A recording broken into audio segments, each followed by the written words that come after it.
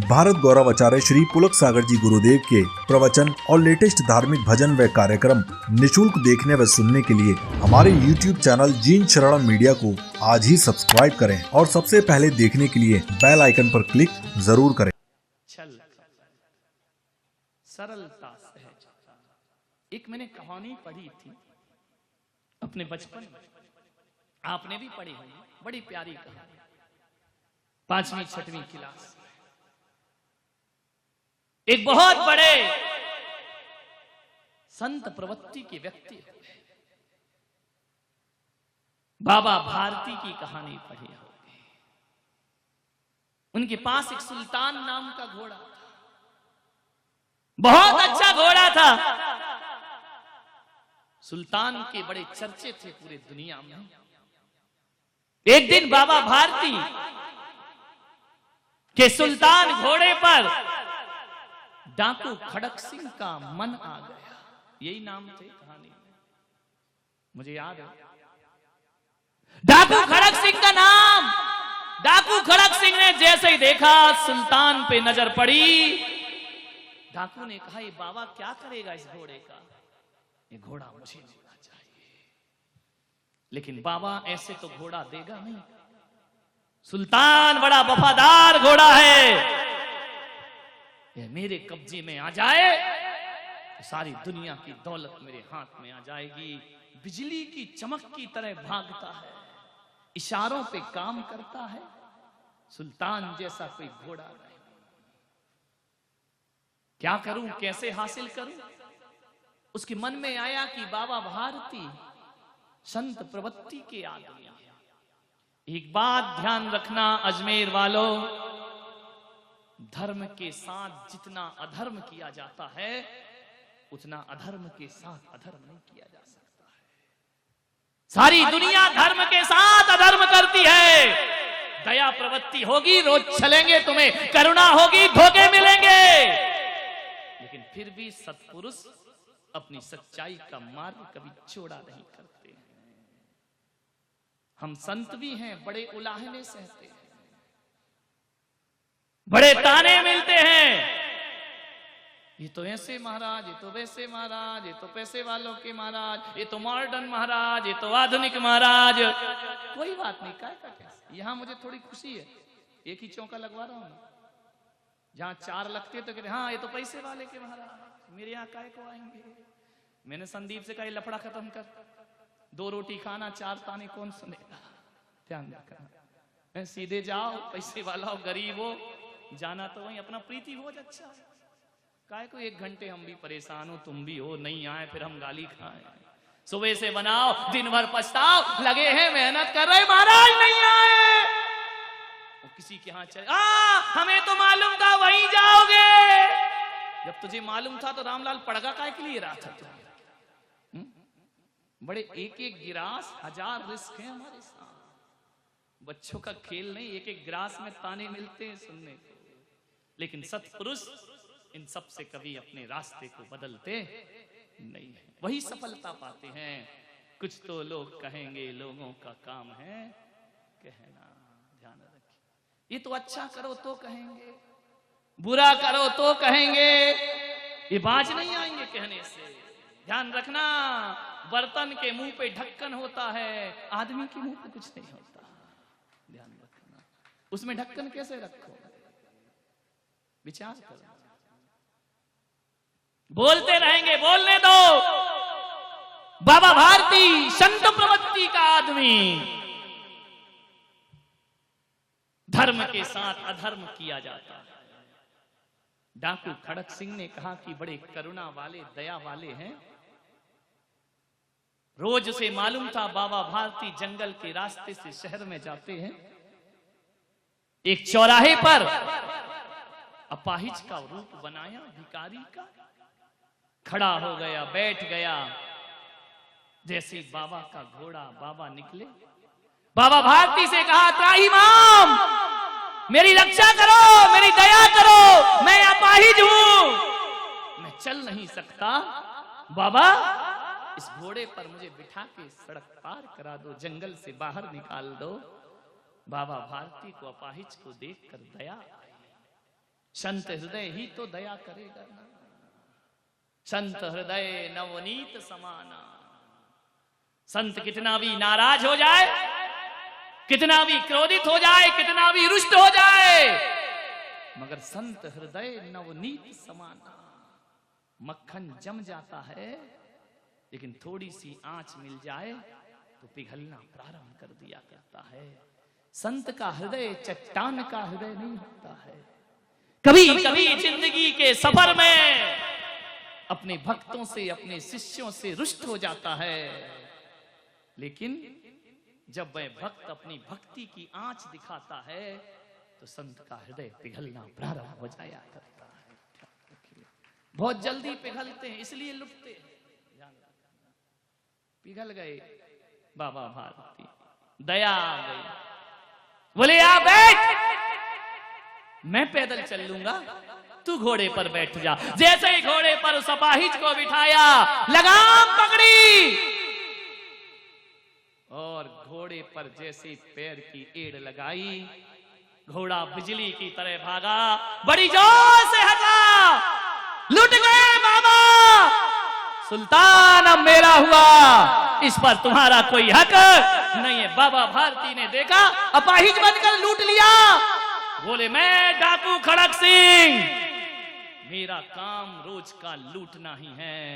बाबा अब बिना घोड़े की जिंदगी जीना सीख जाइए, सुल्तान मेरा हो गया है। बाबा भारती ने कहा, ओ डाकू खड़क सिंह, एक बात सुन ले, हाथ जोड़कर मेरा तुझसे निवेदन है। बड़ी प्यारी कहानी, तुझसे मेरा निवेदन है कि जिस तरह से तूने मुझसे छल करके घोड़ा लिया है, ये बात तू किसी को बताना मत। खड़क सिंह ने कहा, बताना मत? लगाम लगाई, घोड़ा खड़ा हुआ, बोले किसी को बताना मत, ये बाबा भारती तुझसे हाथ जोड़ के निवेदन कर रहा है, ये किसी को मत कहना कि मैंने सुल्तान का हरण अपाहिज बन करके किया है।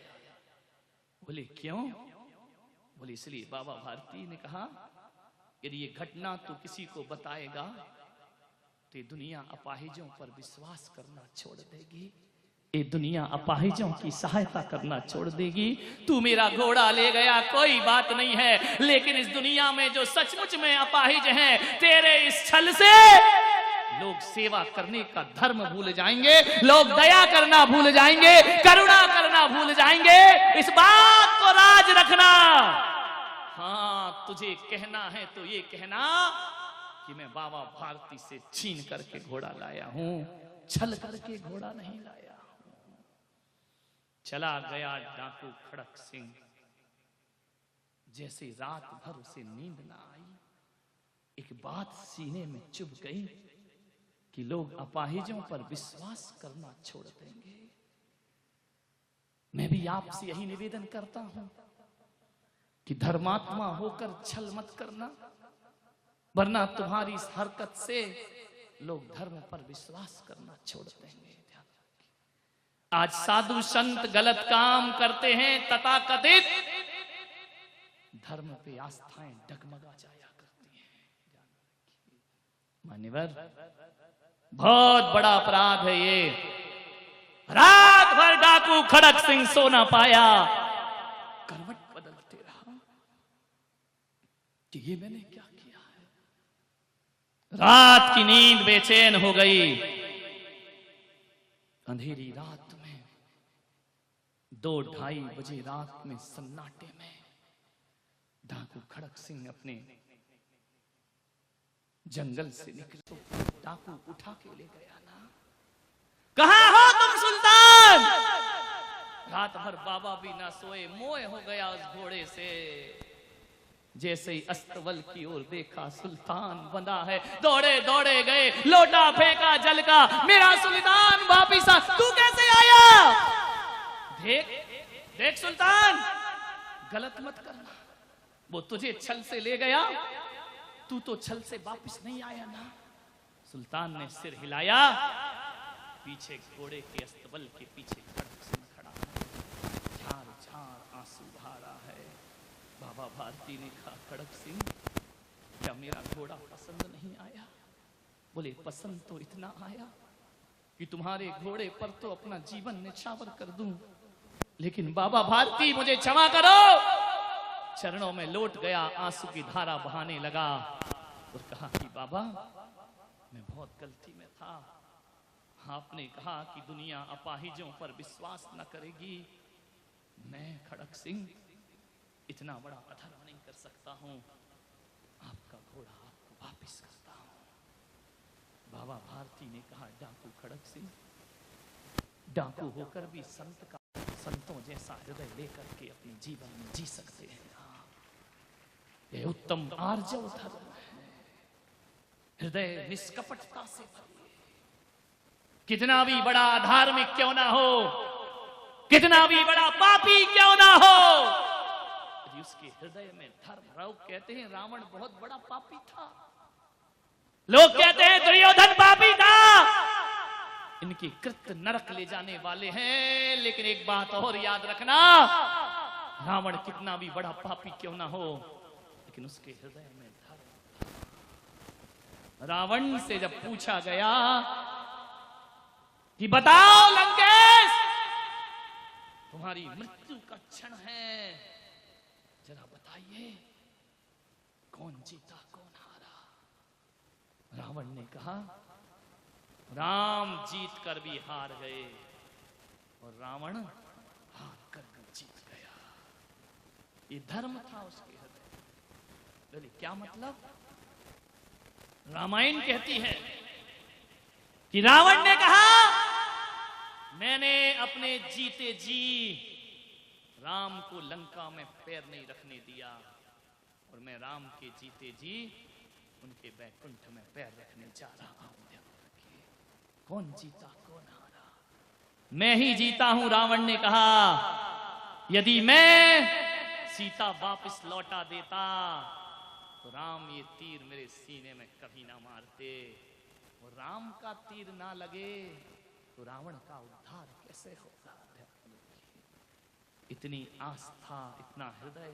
राम, एक बात याद रखना, जब तुम दुनिया से जाओगे तो तुम्हारे सामने कोई राम ना होगा, और आज मैं दुनिया से जा रहा हूं, मेरे सामने राम खड़े हुए हैं, मैं हार कर भी जीत। रावण कितना भी बड़ा पापी हो, हृदय में धर्म को स्थान देता है, और यही वजह है अजमेर वालों, ऐसा धर्म को स्थान देने वाला नराधम व्यक्ति भी जिसके हृदय में धर्म होता है, आने वाले समय में जैनों का तीर्थंकर बन करके खड़ा हो जाया करता है। ध्यान रखिए, आप संसार में जिए, परिवार में जिए, घर में जिए, रिश्तों में जिए, व्यापार में जिए, धर्म को स्थान जरूर है।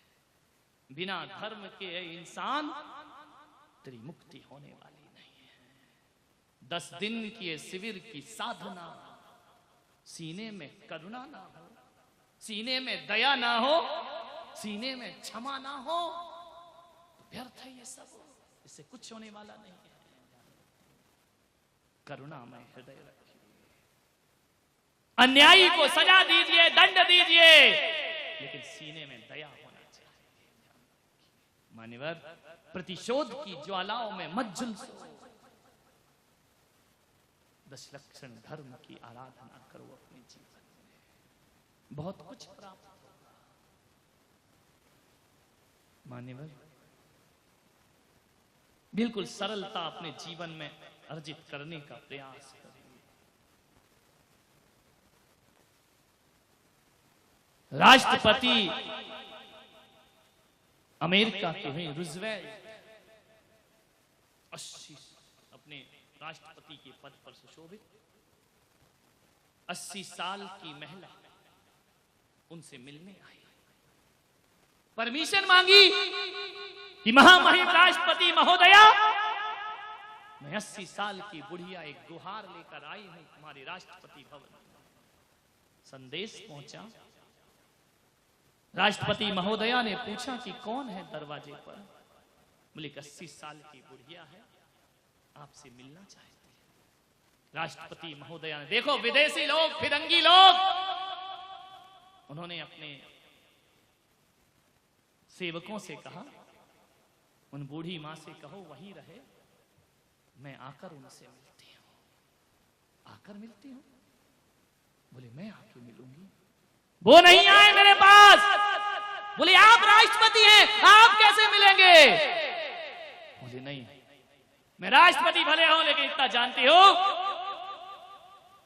कि मेरी उम्र 60 साल है, उनकी उम्र 80 साल है। राष्ट्रपति पद की कीमत नहीं होती है। वो मेरे से 20 साल बड़े हैं, वो मुझसे मिलने नहीं बल्कि मैं उनसे मिलने जाऊंगा। ये होता है उत्तम आर्जव धर्म। मानिए, नेताजी सुभाष चंद्र जी बोस एक जगह भाषण दे रहे थे, किसी ने एक जूता फेंक करके मारा। संसद में तो आजकल बहुत मारे जाते हैं।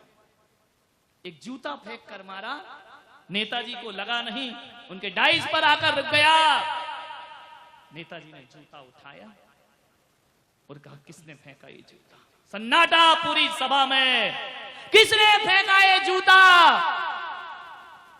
लोगों ने कहा पकड़ा गया तो फांसी पे चढ़ेगा। मुझे बता दीजिए जूता किसने फेंका? कोई बोलने को तैयार नहीं। नेताजी ने कहा जिसने भी फेंका घबराओ मत, का काम है यार, जो धर्म तुम्हारी भी साधना बन सकता है। समय हो गया, यही निवेदन है, एक एक धर्म को गहराई से समझो, समझकर जीने का प्रयास करो। आने वाले 7-8 दिनों में तुम्हारा जीवन अपने आप बदल जाएगा। आप सबने सुना।